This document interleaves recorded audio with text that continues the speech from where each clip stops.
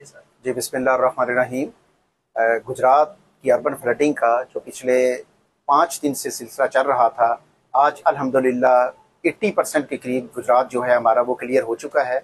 जो मुख्तलिफ डिपार्टमेंट्स यहाँ आए थे अपनी मशीनरी के साथ, लाइक लोकल गवर्नमेंट के तमाम जो मशीनरी है वो मुख्तलिफ जगहों से हमने मंगवाई है।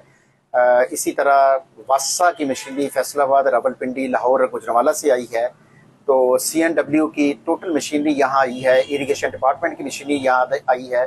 और मोहतरमा हमारे चीफ मिनिस्टर साहबा मोहतरमा मरियम नवाज शरीफ साहबा ने यह डायरेक्शन दी थी 48 घंटे में गुजरात का पानी निकलना चाहिए। आज हम इस पोजीशन में हैं कि हमारी मेन रोड्स जितनी थी वो सारी क्लियर हो चुकी हैं। कोर्ट रोड जो है और हमारा जो कचहरी चौक है वो शहर का सबसे नीचे वाला एरिया है।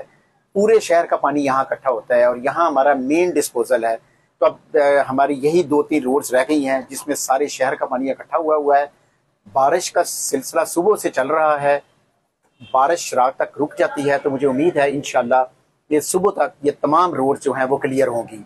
तो मैं अपने जो मेरे गुजरात के अवाम है, सिर्फ मेरी एक ही रिक्वेस्ट होगी कि जो वेस्ट है उसको पानी में मत फेंकें, क्योंकि वो वेस्ट ही जाके आगे जो है वो डिस्पोजल जो हमारे हैं उनको बंद करते हैं। तो आप ये वेस्ट को फेंकने से मेरी रिक्वेस्ट है कि आप ना फेंकें। शुक्रिया।